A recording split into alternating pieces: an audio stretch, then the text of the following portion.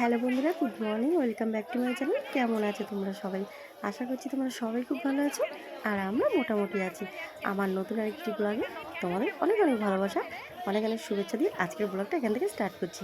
তো দেখো, সকালবেলা আমাদের দেখে ভাবছো আমরা কেন স্টেশনে এসেছি। আমরা এখন যাচ্ছি হাসনাবাদ, যেটা তোমাদেরকে বলেছিলাম। হাসনাবাদে আমার জেঠুর বাড়ি। তো সকাল সকাল চলে এসেছি, আর দেখো এত ভিড় ট্রেনে। তারপরে মানে ওয়েদার তো খুবই গরম, ওয়েদারের অবস্থা ভালো না আমাদের এদিকটায়। কিন্তু বন্ধুরা জানো, এখানে বৃষ্টি হচ্ছে, প্রচণ্ড বৃষ্টি হচ্ছে। তো ভাবছি আমরা কি কিছু ভুল করলাম নাকি, যেটার জন্য এসেছি সেটা করব। তোমাদের ওটা সারপ্রাইজ থাক তোমাদের জন্যে। তো এই যে আমার মেয়ে, আর এই যে আমার দিদির ছেলে, যেহেতু আমার মেয়ে ক্যামেরাম্যান হয়েছে, তো আমার মেয়ে কি করছে দেখো, ভিডিও করছে আর শুধু বারবার দেখছে যে ওকে দেখা যাচ্ছে কিনা। এত মজা করছে। তো আমরা ট্রেনে উঠেছি এখন। আর প্রথমেই যে দেখলে আমার দিদি, আমার ওটা দিদির ছেলে, আর এটা আমার দিদির আমার মেয়ে। তো দেখো বন্ধুরা, এদিকটা পুরো সবুজ আর সবুজ, ভীষণ ভালো লাগছে। কোনো দিন তো আসিনি, সেই ছোটোবেলায় এসেছি, কিন্তু বড় হওয়ার পর আসিনি, সময় পাইনি কোনো দিন। সংসারের পরিস্থিতি, তারপরে কাজ, শ্বশুরবাড়ি, সবার জন্যে কোনো দিন আসতে পারিনি গো। তো এইবার ভাবলাম আসবো, তোমাদেরকে সারপ্রাইজ দেবো। তো দেখো, আর এই দেখো জল, এদিকে মাঠটাট সব জলে ভরে গেছে। এদিকে নাকি নিম্নচাপ, প্রচণ্ড বৃষ্টি। আমি তো জানতাম না, এখন এসে পড়েছি। যেহেতু একটা ব্লগ বানাবো, তোমাদেরকে দেবো। যেহেতু তোমরা সবসময় একই ব্লগ দেখো না, বোর হয়ে যাচ্ছে। তো ভাবলাম আমার বন্ধুদেরকে নতুন কিছু তুলে ধরি, যাতে তোমরা দেখো আর ভালো লাগে তোমাদের। তো দেখো, এদিকটা সব ধান চাষ হয় জানো তো বন্ধুরা। আমাদের এদিকটায়, হাসনাবাদ এদিকটায়, এখানে ধান চাষ হয়েছে, ধান, গম আর পাটটা খুব বেশি। যে পাট শাক আমাদের কলকাতায় সবাই খায়, কিন্তু এখানে খায় না। এখানে কিন্তু পাটকাঠি তৈরি হয় এখান থেকে। আর এইদিকে দেখো, এখন সব নতুন নতুন ধান লাগিয়েছে, ছোট ছোট দেখতে পাচ্ছ। এই দেখো, আর এইগুলো পাটকাঠি আর কলার বাগান একদম এই দিকটায়। আর আমাদের কলকাতাতে এইসব আমরা দেখিই না। তো দেখো, একদম ট্রেনটা এখন, যেহেতু হাসনাবাদ একদম লাস্ট স্টপেজ, লাল লাল বলছি, কি ভুল বলছি, লাস্ট একদম নামবো আমরা। তো সেই জন্য, আর ট্রেনে দেখো ভিড় সব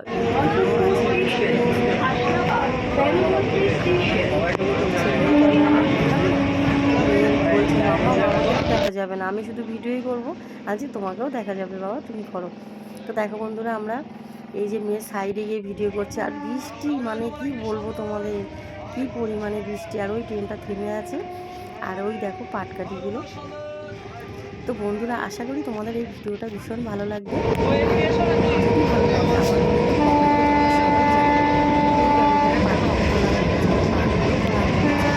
জল গম লাগানো, গম, সর্ষে, তারপরে ডাল, ধনে পাতা, ধনে আর কি, সর্ষে, এগুলো লাগানো হয়। সবুজ আর সবুজ আমার কলা বাগান।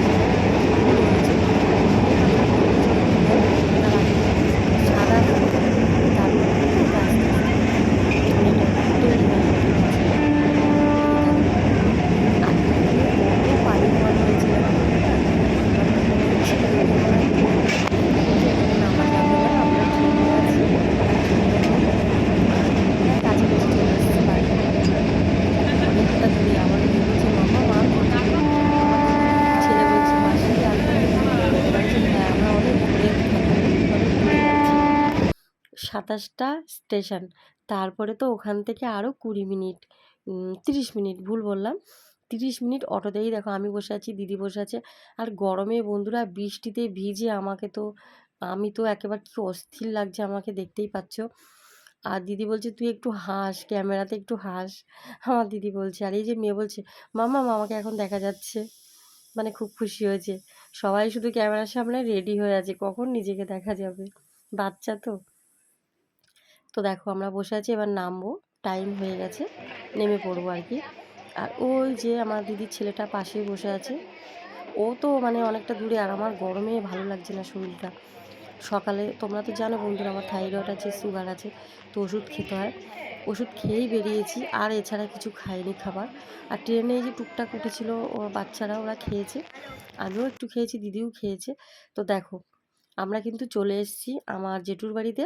আর এসে আমার মেয়ে আর আমার দিদির ছেলে ঘুরতে বেরিয়েছে, দেখো ওই দেখো, এই যে ঘুরতে বেরিয়েছে ওরা। এখানে সব নতুন ধান টান তোলা হয়েছে, তো ঘাস টাস হয়ে আছে আর কি। এই যে দেখো, আর বাংলাদেশটা কিন্তু ওই পারে, ওই যে নদীটা দেখতে পাচ্ছ ওই পারে, ওই যে নদী, ওপারে বাংলাদেশ। আর এই দেখো এটা হলো আমার বোন, জেঠুর মেয়ে, এটা বড়, মানে জেঠুর 2 মেয়ে আর 6 ছেলে, 7 8 ছেলে আমার জেঠুর, 8 ছেলে 2 মেয়ে। তো এই দেখো 2 ছেলে মনে হয় মারা, 1 ছেলে মারা গেছে, আর এছাড়া বাকি সবাই আছে। আর এইটা হলো বড় মেয়ে, তো আমার বোন হয়, আমার থেকে ছোট। তো বোন আমরা এসে দেখে কত খুশি হয়েছে, দেখো রান্না করছে। আমরা এসে আমাদের জন্য বোন কত কিছু রান্না করেছে জানো, মাথা দিয়ে মুগ ডাল করেছে, বেগুন ভাজা করেছে, একটা ছোট ভোলা মাছের ঝাল মানে চচ্চড়ি করেছে, আর কাটাপোনা মাছ মানে কাতলা মাছের ঝোল করেছে আলু দিয়ে। ভীষণ ভালো হয়েছিল রান্নাগুলো, খেয়েছি। আর এখন সন্ধ্যা হয়ে গেছে, তো পাস্তা বানাচ্ছি। আমরা বললাম বানাতে হবে না, কেন অত দেরিতে এসছি আমরা, খেতে খেতে আমাদের 3টে বেজে গেছে, এখানে পৌঁছে খেয়েছি, অনেকটা দূরে তো। আর এই দেখো পাস্তা বানানো হয়ে গেছে, আমার মেয়ে আবার ভিডিও বানাচ্ছে। আমার মেয়ে বলছে মাসি আমি তোমাকে ভিডিও বানাবো। আর এখানে খুব বৃষ্টি হচ্ছে, দেখো আমি ছাতা নিয়ে বেরিয়েছিলাম, ওদের যেহেতু বাইরে সব কিছু, তো খুব বৃষ্টি হচ্ছে, আমি ছাতা নিয়ে আবার দেখতে গেছি কত পরিমাণে বৃষ্টি হচ্ছে। আমি যে কাজটার জন্য এসেছি ওটা করতে পারবো কি না, আর কোন কাজটার জন্য এসেছি বন্ধুরা, সেটা কিন্তু এখনও সারপ্রাইজ আছে তোমাদের জন্য। আর এই দেখো আমার জেঠি শুয়ে আছে, আর ওই যে হলো জেঠির মেয়ে, আর এটা হলো আমার জেঠির বড় ছেলের মেয়ের ছেলে, ওর নাম আয়ুষ। আর এই যে আমার বোনের ঘর, দেখো এখানে ঠাকুর থাকে, এই যে এখানে সমস্ত কিছু। ওর এখনো ঘর করা হয়নি, এখন এই ঘরে ওরা থাকে। আর বোনের হাজবেন্ড বাইরে থাকে, বছরে একবার আসে। এটা বোনের বড় মেয়ে, বৃষ্টির জন্য তো বেরোতে পারছি না। এই যে দেখো এটা বড় মেয়ে।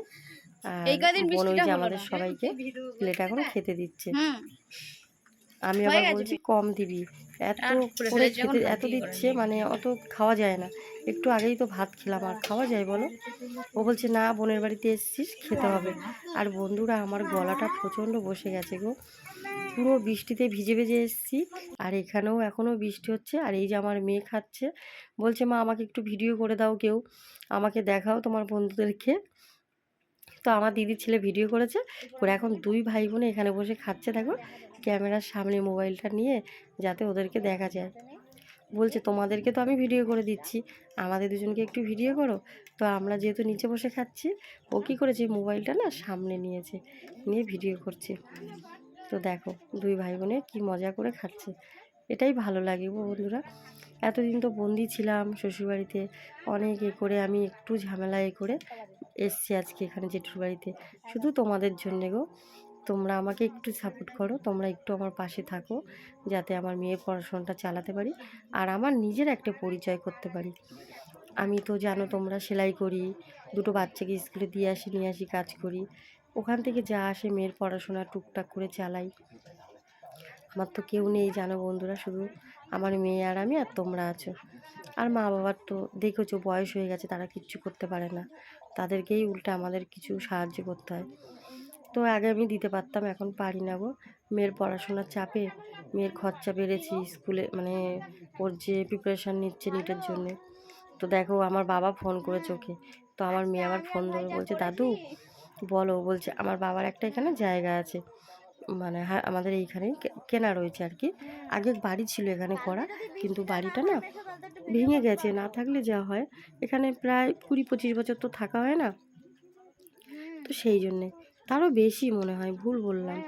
আমি সঠিক জানি না বন্ধুরা। ছোটোবেলায় তো আমার মা বাবা আমাদেরকে নিয়ে চলে এসেছি কলকাতায়, জানি না। আর আমার গলাটা না খুব বসে গেছে, একটু ইগনোর করো তোমরা, একটু কষ্ট করে ভিডিওটা দেখো বন্ধুরা। আর আমাকে কিন্তু কমেন্টে তোমরা অবশ্যই জানাবে যে আজকের ব্লগটা তোমাদের কীরকম লাগলো। আমাদের হাসনাবাদের বাড়ি এটা, এটা আমি বলি আমার হাসনাবাদের বাড়ি, জেঠুর বাড়ি। জেঠুর বাড়ি আমাদেরও বাড়ি ছিল এখানে, কিন্তু এখন নেই, শুধু জায়গাটা পড়ে আছে। বাবা বলছিল যে এই জায়গাটা যদি কিছু করা যায় বিক্রি করে কলকাতার দিকে যদি কিনতে পারে, 5 কাঠা জায়গা আছে। কিন্তু কলকাতায় যা জায়গার দাম বন্ধুরা, 20 লাখ 30 লাখ। আমাদের এই জায়গায় তো এখানে এত দাম না, এখানে হয়তো 1-1.5 লাখ টাকা কাটা হবে, কি তার থেকেও মনে হয় কম, আমি জানি না সঠিক এখানে। আর আজকে আমি ভয়েসটা দিচ্ছি আমার ওই হাসনাবাদ থেকে চলে এসেছি কিন্তু অনেক দিন আগে, মানে অনেক দিন বলতে 4-5 দিন হয়ে গেছে। কিন্তু কি বলো তো, ভিডিওটা না এডিট করা হয়নি, তো তোমাদেরকে দেওয়াও হয়নি। এখন এডিট করে ভয়েসটা দিচ্ছি, কিন্তু আমার গলা না একদম ঠিক হয়নি। এখন তবু একটু কথা বলতে পারছি, এর আগে তো কথাই বলতে পারছিলাম না, পুরো গলা বসে গেছিলো। তো আমি এই জন্যই ভিডিও এডিট করিনি আর ভয়েসও দিইনি। আমার দাঁতে বন্ধুরা প্রচণ্ড দাঁতে যন্ত্রণা হচ্ছে জানো না, পোকা দাঁত না কিচ্ছু না। আগে না আমি ডাবরের মাজন দিয়ে মাজতাম, তো ডাক্তার দেখিয়েছি, ডাক্তার বলছে এখন নাকি আমার মাড়িটা নাকি ক্ষয়ে গেছে, ডাবরের মাজন দিয়ে মাজলে নাকি এরকম হয়। তো আমার জানা ছিল না গো। তোমরা কিন্তু মেজো না, যদি তোমরা কেউ মাজো এক্ষুনি বন্ধ করে দাও, এই মাজনটা খুবই খারাপ। তো আমি মেজে আমার অবস্থা খুবই খারাপ, দাঁতের অবস্থা। এখন আমি কথা বলতে পারছি না, প্রচণ্ড যন্ত্রণা। ডাক্তার দেখিয়েছি, ক্যালসিয়াম দিয়েছে, দাঁতের মলম দিয়েছে একটা দাঁতে লাগানোর জন্যে, তবু এখনও ব্যথা কমেনি। তো আমি অনেক কষ্ট করে ভয়েস দিচ্ছি। এই দেখো এখানে আমি খাচ্ছি, এখানে দিদি, আর ওই যে বোনের মেয়ে, আর ওই যে বোনের ছোটো মেয়ে, 2 মেয়ে, বড় মেয়ে ছোটো মেয়ে, আর ওটা হলো বড় বৌদি মেয়ের ছেলে আর কি। এই দেখো, তা আমাকে বলছে, আমার বোন তো খুব লজ্জা পাই, এই বোনটা আর কি সামনে। আমি বলছি না তোরা সবাই একটু হয়, আমি ভিডিও করি, আমার বন্ধুদেরকে দেখাবো না, আমি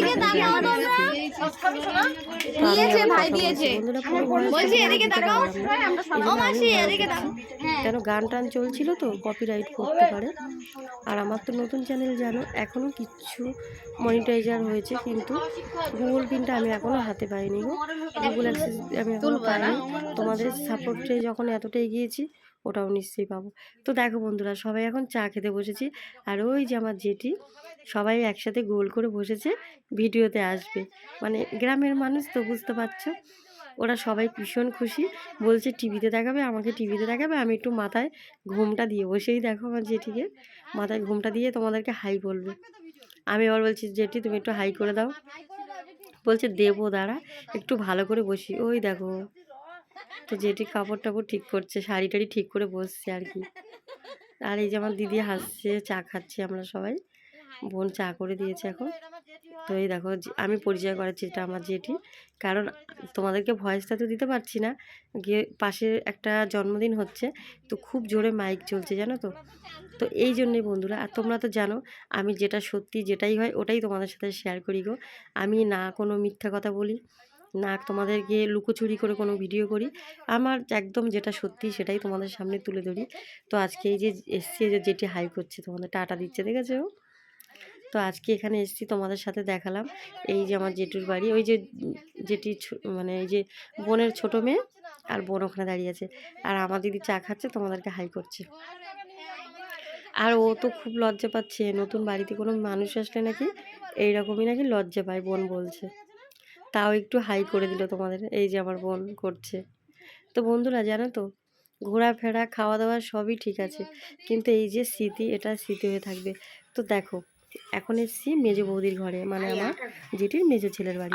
তো এই ছিল মেজো বৌদি, ওদের বাড়িতে ঘুরে এখন মেজো বৌদির ঘরে এসেছি। মেজো বৌদি বিড়ি বাঁধছে, দেখেছো বিড়ি বাঁধে বৌদি। তা বৌদি বলছে আজকে আমাদের এখানে খাওয়া দাওয়া করবি, কালকে ওখানে খেয়েছিস, আজকে এখানে খাবি। তো দেখতে পাচ্ছি, আর বৌদিকে জিজ্ঞাসা করছি বন্ধুরা যে বৌদি কটা করে বিড়ি বাঁধো। তো বৌদি বিড়ি বাঁধছে, আর আমরা বলছি একটু ভিডিও করি, তুমি কিন্তু একটু কথা বলো। তো বৌদিও বলছে হ্যাঁ আমি ভিডিওতে আসবো। বৌদি আবার বৌদির যে মেয়ে আছে ওকে ডাকছে, আয় তাড়াতাড়ি আয়, ভিডিও করছে, ভিডিওতে আয়। আর আমি বসে আছি, দিদি বসে আছে, আর আমাদের চা করে দিয়েছে বৌদি, চা খেয়েছি, লিকার চা খেয়েছি, আর লিকার চাই খাই আমি। তো বৌদি এখানে আজকে রান্না করেছে বন্ধুরা, কাঁকড়া, বড় বড় কাঁকড়া হয় না সুন্দরবনে, ওই কাঁকড়া নিয়ে এসেছিলো, কাঁকড়া দিয়ে পেঁপে আলু শুক্তো করেছে, ভীষণ টেস্ট হয়েছে। আর চিকেন রান্না করেছে বৌদি, আরও বলছিল ডাল করবে, তারপরে আলু ভাজা করবে আমার মেয়ের জন্যে। মেয়ে যেহেতু মাছ মাংস খেতে চায় না, তা বললাম না করতে হবে না, মেয়ে খেয়ে নেবে। মেয়ে শুক্তোটাই খেয়েছে। আর সকালবেলা বৌদি টিফিন করে দিয়েছিল আমাদের দেশি মুরগির ডিম। আর সব থেকে মজার কথা, বৌদির বাড়িতেই মুরগির ডিম পাড়ে, জানো তো। বৌদির 10টা মুরগি আছে, রোজ ডিম পাড়ে। তো বলছে দেশি মুরগির ডিম সিদ্ধ করে দিয়েছে আর চাউমিন করে দিয়েছে আমাদেরকে। আর ওই যে বৌদির মেয়ে, তো ওকে আবার ডাকছে, হ্যাঁ ভিডিওতে আয়। তো এখন সবাই একসাথে বসে চা খাচ্ছি, আর দিদির ছেলে, আর এখানে আমরা সবাই আনন্দ করছি। তো বন্ধুরা জানো তো, ভীষণ আনন্দ হয়েছে আমাদের।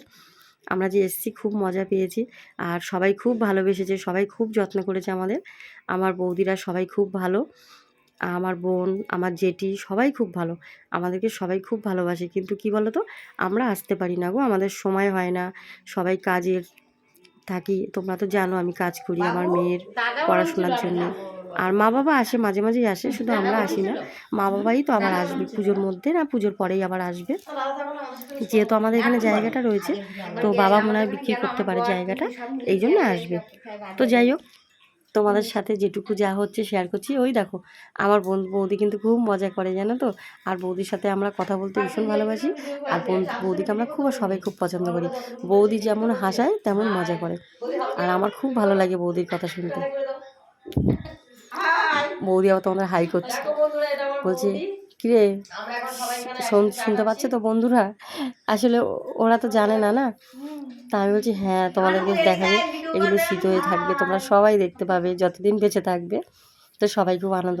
তো বন্ধুরা আমরা হয়তো চলে যাবো আজকে, কারণ প্রচণ্ড। তো বন্ধুরা দেখো আমরা চলে এসেছি, এখন প্ল্যাটফর্মে এসেছি। আর বন্ধুরা এটাই দুঃখের বয়স, মানে দুঃখের বয়স বলছি, কী বলছি, দুঃখের বিষয়। একদম মানে পরিস্থিতি খুবই খারাপ। আমরা যে আসলাম এক সপ্তাহ থেকে সব কিছু করবো, রান্না পুজো ছিল কিন্তু সেটা কিচ্ছু করতে পারলাম না গো। তোমাদেরকে রান্না পুজোর ভিডিও দেখাতে পারলাম না, থাকতেই পারলাম না, এত পরিমাণে বৃষ্টি। আর আমার মেয়ের প্রচণ্ড জ্বর, মেয়ে অসুস্থ হয়ে গেছে, মেয়ের পেটের প্রবলেম হয়ে গেছে, ফুড পয়জন হয়েছে, তারপরে প্রচণ্ড জ্বর এসছে, এখানকার জল ভালো না, মেয়ের খেয়ে একদম সহ্য হচ্ছে না মানে। আর নিম্নচাপ, এত বৃষ্টি, চারিদিকে জল আকার হয়েছে একদম। তো এই পরিস্থিতিতে এখান থেকে হয়তো টোটো বা অটো হয়তো যাবে না, বন্ধ হয়ে যেতে পারে, বা ট্রেনও বন্ধ হতে পারে। তো এই কারণে আমার মেয়ে ভীষণ ভয় পেয়েছে, কান্নাকাটি করছে, মাম্মাম বাড়ি চলো, নাহলে আমরা বাড়ি যেতে পারবো না। ওর জন্য আমরা চলে যাচ্ছি। বন্ধুরা চলেও এসেছি দেখো প্ল্যাটফর্মে।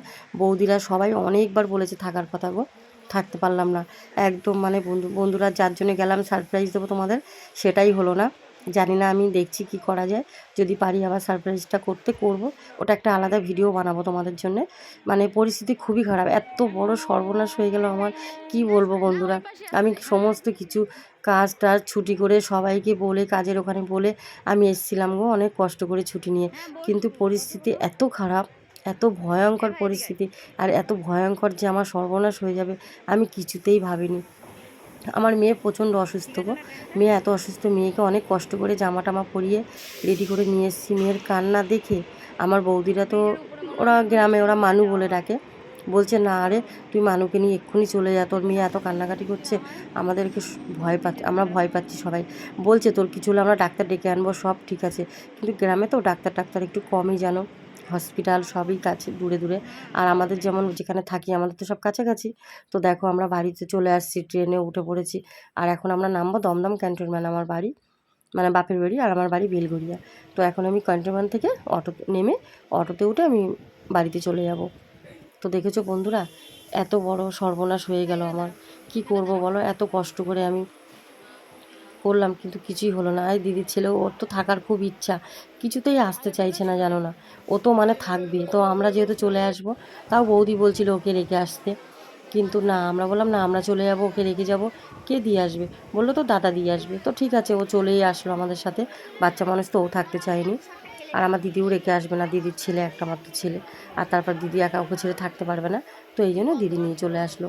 তো বন্ধুরা যদি কোনো সময় হয় আমি আবার তোমাদের দেবো ভিডিও। তো যাই হোক, আজকের ব্লগটা এখানে শেষ করছি আমাদের এই বাড়ি আসা নিয়ে। আর যদি ব্লগে কিছু ভালো লেগে থাকে একটা করে লাইক করে, শেয়ার করে, সাবস্ক্রাইব করে, কমেন্ট করে আমার চ্যানেলের পাশে থেকো প্লিজ। তোমরা তোমাদের পরিবারকে নিয়ে সবাই ভালো থাকো, সুস্থ থাকো, ভালো থাকো। ঠিক সকাল মানে সকাল না দুপুর দুটোই নতুন কোনো ব্লগের সাথে। আর এই দেখো লাস্টে একটু বাড়ি আসছি, তোমাদেরকে ভিডিও করে দেখাচ্ছি। দেখো বৃষ্টিতে চারিদিকে জলাকার, আর এই দেখো সব পাট কাটিয়ে করে রেখেছে। আর দিদি আর আমি বলছি, আর আমার বাড়ির থেকে আমার ফোন এসছে, মা ফোন করে বলছে তোরা চলে আসছিস। বললাম মা চলে আসছি, কিছু করার নেই গো, মেয়ের খুব শরীর খারাপ।